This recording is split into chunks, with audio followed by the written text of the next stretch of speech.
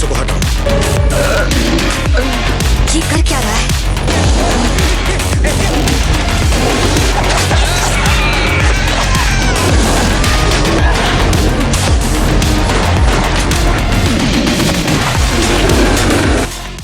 Welcome back to Movies 360। आज मैं explain करने जा रही हूँ मूवी सेक्टर 7 को।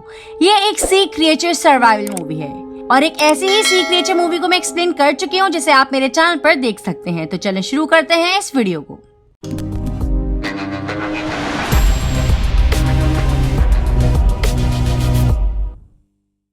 मूवी स्टार्ट 1985 में सेक्टर 7 से होती है, जहां पर समंदर में कुछ लोग ऑयल की तलाश में आए थे, पर समंदर में ड्रिल करते वक्त उनकी मशीन अचानक से फंस जाती है। तो एक वर्कर वहां पर चेक करने के लिए जाता है, लेकिन तभी वहां एक छोटा अर्थक्वेक आता है और समंदर की सतह से छोटे छोटे क्रिएचर्स बाहर आ जाते हैं, जिन्हें देखकर वो वर्कर काफी हैरान हो जाता है। लेकिन तभी एक बार फिर से अर्थक्वेक आता है और फिर वो सारे क्रिएचर्स उस वर्कर पर अटैक कर देते हैं, जिसकी वजह से वो वर्कर वहीं पर मर जाता है। फिर सीन शिफ्ट होता है और हम देखते हैं कि उस हादसे के बाद से उस फैसिलिटी को 25 साल बाद फिर से खोल दिया गया था और हम देखते हैं कि यहाँ हर जगह अफरा तफरी मची हुई थी। सभी लोग ड्रिलिंग मशीन को लॉक करने में लगे हुए थे और वहीं हेजुन प्रेशर पाइप कंट्रोल करती है। फिर बहुत कोशिशों के बाद वो लोग इस मशीन को लॉक करने में कामयाब हो ही जाते हैं। अब लैब में हम डोंगसू को देखते हैं और वो बताता है कि हमें फिर से ऑयल नहीं मिला। तभी वहाँ हेजुन आ जाती है और ऑयल ना मिलने पर गुस्सा हो जाती है। तभी उस फैसिलिटी का कैप्टन हुआंग हेजुन से अगले ड्रिल के बारे में पूछता है और वो लोग यहाँ पर अब तक 100 से ज्यादा ड्रिल्स कर चुके हैं, लेकिन उन्हें ऑयल अभी तक नहीं मिला, जिससे हेजुन और कैप्टन के बीच बहस हो जाती है। तो डोंगसू हेजुन को वहाँ से लेकर बाहर आ जाता है। अब उसी फैसिलिटी में हम एक वर्कर जॉन यून को देखते हैं, जो एक ट्रेनी यून वो को सही काम ना करने पर पनिश करने लगता है। और तभी वहाँ उनका सीनियर सांगू आ जाता है और वो देखते हैं कि ड्रिलिंग पाइप से कुछ मछलियाँ बाहर आ जाती हैं, जिसे वो लोग लैब में एक टैंक में डाल देते हैं। फिर डॉक्टर यॉन उन्हें बताती है कि ये केमोसिंथेटिक एनवायरनमेंट के क्रिएचर हैं, यानी कि ये क्रिएचर्स बिना सनलाइट के ही रहते हैं। और तभी पीछे से चीसुन आता है और वो टैंक में से एक मछली को बाहर निकालता है, पर वो मछली चीसुन को काट लेती है, जिससे उसे बहुत दर्द होने लगता है। अब डॉक्टर यॉन वहाँ से जाने लगती है, तभी चीसुन वहाँ आता है और हम देखते हैं कि मछली के काटने की वजह से उसके होंठ पूरे सूज गए थे और वो डॉक्टर यॉन को गिफ्ट देकर उससे अपने प्यार का इजहार करता है, मगर डॉक्टर यॉन को उसमें कोई भी इंटरेस्ट नहीं होता। अब अगले सीन में कैप्टन हुआंग सबको कंट्रोल रूम में बुलाता है और बताता है कि ऑयल ना मिलने की वजह से हमें सारे ऑपरेशंस बंद करने के ऑर्डर मिले हैं। अब इस न्यूज से एक बार फिर से कैप्टन और हेजुन में बहस शुरू हो जाती है और हेजुन यहाँ से जाने से साफ मना कर देती है।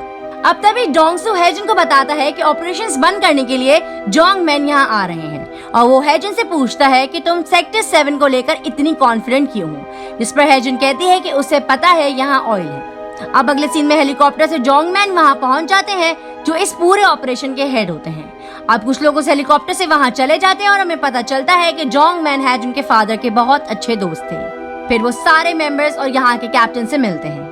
अब शाम के वक्त ये सब वहाँ पर पार्टी कर रहे थे, क्योंकि वो सब भी यहाँ से जाने वाले थे। फिर थोड़ी देर बाद हम हेजुन को देखते हैं, जो अपने वॉलेट में अपने डैड की पिक्चर देखने लगती है।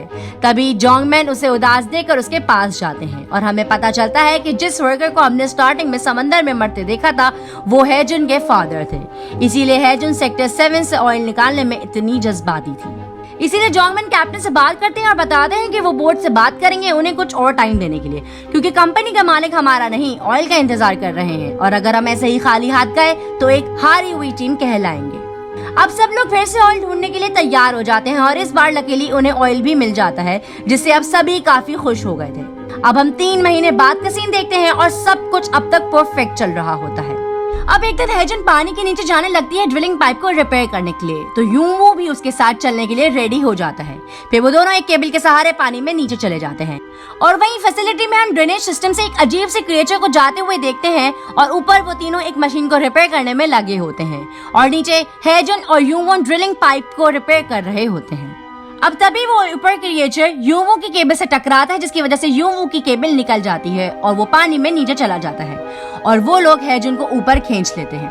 अब जब हेजुन को होश आता है तो उसे पता चलता है कि यूवो मर गया है, जिससे वो काफी दुखी हो जाती है। अब रात में डॉक्टर यॉन टॉप पर होती है कि तभी उसके पास चीसन आ जाता है और नशे में होने की वजह से वो उसे तंग करने लगता है और नीचे से सांगू और जोंग यूं उसे देख लेते हैं, लेकिन वो इस पर ज्यादा ध्यान नहीं देते। अब कुछ देर बाद हम हैजन को देखते हैं जो यूं वू के केबिन में जाकर उसे याद करने लगती है और तभी उस केबिन के ऊपर डॉक्टर यॉन की बॉडी आकर गिरती है, जिससे हैजन बुरी तरह डर जाती है और इसमें डॉक्टर यॉन मारी जाती है। अब सभी कंफ्यूज होते हैं कि कोई भी डॉक्टर को क्यों मारेगा, इसलिए कैप्टन उसे सुसाइडल केस डिक्लेयर करने का सजेस्ट करता है, जिसकी वजह से एक बार फिर से हैजन और कैप्टन के बीच बहस शुरू हो जाती है। पर तभी डॉक्टर जेंग बताते हैं कि ये सुसाइड नहीं बल्कि मर्डर है। तो सांगू को लगता है कि ये जरूर चीसन ने किया है। फिर वो और जोंग यूं मिलकर उसे पकड़ते हैं और उसकी खूब धुलाई लगाते हैं। फिर वो दोनों चीसन को पकड़कर डॉक्टर जेंग के पास लाते हैं और चीसन कहता है कि उसने ऐसा नहीं किया, जिस पर डॉक्टर जेंग कहते हैं कि हमें डीएनए टेस्ट से सब पता चल जाएगा। तो सांगू टेस्ट के लिए उसके बालों का सैंपल ले लेता है। अब अगले सीन में हम हैजन को डोंगसू के साथ देखते हैं और हैजन को लगता है कि यहाँ जरूर कुछ तो गड़बड़ है और तभी हम डॉक्टर जेंग को लैब में अकेला काम करता देखते हैं कि तभी कोई उन्हें भी मार देता है। अब सांगू का शक चीसुन पर जाता है क्योंकि डीएनए टेस्ट से उसका सच सबके सामने आ जाता, इसीलिए उसने डॉक्टर को भी मार डाला। लेकिन जोंगमैन को नहीं लगता कि ये सब चीसुन ने किया होगा। अब वो चीसुन के पास जाने लगते हैं जहां उन्होंने उसे बांधा था, लेकिन चीसन उन्हें वहां नहीं बल्कि थोड़ी दूर बहुत डरी हुई हालत में जख्मी मिलता है और वो कहता है कि यहाँ एक मॉन्स्टर है और ये कहकर वो वहां से भागने लगता है। अब ये लोग उसका पीछा करने लगते हैं। तभी हैजन और डोंगसू को वो क्रिएचर दिखाई देता है जिसके पास डॉक्टर जेंग, डॉक्टर यॉन और चीसुन की डेड बॉडीज होती हैं। दूसरी तरफ कंट्रोल रूम में वो चेक करते हैं कि उनका किसी से भी कांटेक्ट नहीं हो पा रहा था। अब कुछ देर बाद हैजन और डोंगसू भी वहां पहुंच जाते हैं और उन्हें उस क्रिएचर के बारे में बताते हैं, जिस पर जोंगमैन फौरन यकीन कर लेते हैं, जिसके बाद सांगू और जोंगयू को छोड़कर वो चारों उस क्रिएचर को मारने चले जाते हैं। लेकिन थोड़ी ही देर बाद वो दोनों भी डर के मारे बाकियों को ढूंढने लग जाते हैं और वो उन चारों को ढूंढ लेते हैं। फिर जोंगमैन उन्हें फौरन उनकी तरफ आने को कहता है, लेकिन तभी पीछे से वो क्रिएचर आ जाता है। तो जोंगमैन उन्हें उनके पास रखे बॉक्सेस को हटाने का कहता है, लेकिन सांगू कुछ और ही सुनता है और वो जोर जोर से तालियां बजाने लगता है। अब आवाज सुनकर वो क्रिएचर उनकी तरफ बढ़ता है, पर तभी जोंगयू उसे बचाने के लिए बीच में आ जाता है और वो क्रिएचर अपने टेंटिकल से जोंगयू को पकड़कर फेंक देता है। तभी पीछे से जोंगमैन और हैजन उस पर फायर करने लगते हैं और उन्हें लगता है कि वो क्रिएचर मर गया, लेकिन वो फिर से खड़ा हो जाता है और वो देखते हैं कि उसके जख्मों से लिक्विड बहने लगा है। तो जोंगमैन फौरन एक लाइटर जलाकर उस क्रिएचर के ऊपर फेंकते हैं, जिससे उस क्रिएचर के ऊपर आग लगने लगती है। फिर वो लोग वहां से भागते हैं और वो क्रिएचर भी उनका पीछा करने लगता है। फिर वो भागकर लिफ्ट में आ जाते हैं और नीचे जाने लगते हैं।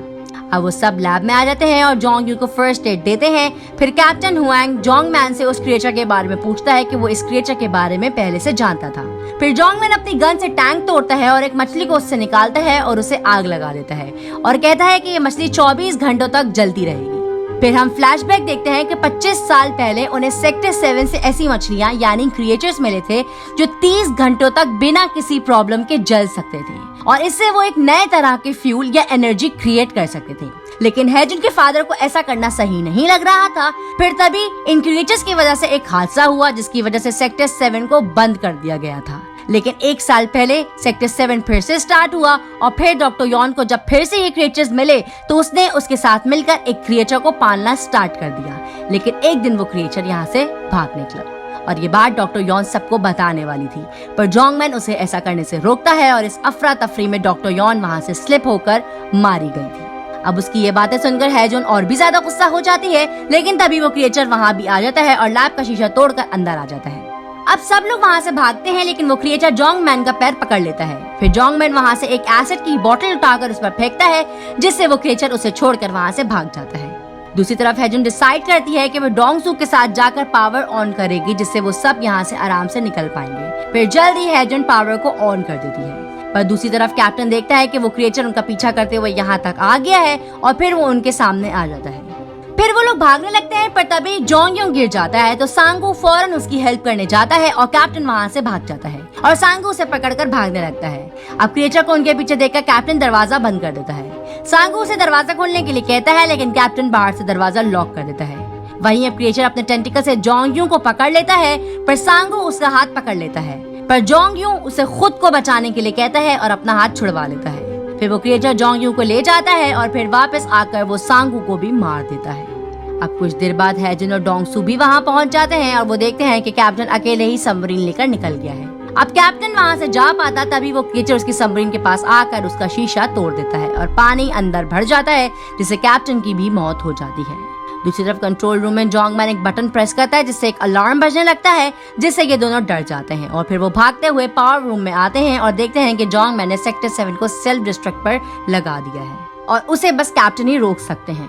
वहीं नीचे पोर्ट पर जोंगमैन फ्लेयर गन चलाता है और जोर जोर से आवाज करता है, जिससे वो क्रिएचर वहां पहुंच जाता है और वो जैसे ही जोंगमैन के पास आता है, जोंगमैन उसे मशीन से आग लगा देता है, पर इससे उस क्रिएचर को कुछ भी नहीं होता।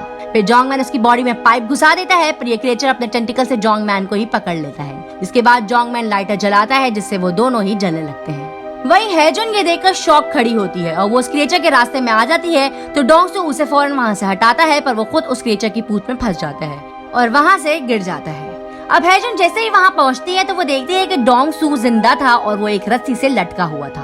फिर हेजुन उसे बाइक की मदद से ऊपर खींचने लगती है और वो उसे ऊपर ले आती है, पर तभी वो देखती है कि वो क्रिएचर फिर से ऊपर आ गया है और वो डोंगसू को दूर फेंकता है और हेजुन की तरफ बढ़ने लगता है। अब हेजुन को बचाने के लिए डोंगसू इस क्रिएचर का मुंह पकड़ लेता है, पर वो क्रिएचर बहुत ही पावरफुल होता है।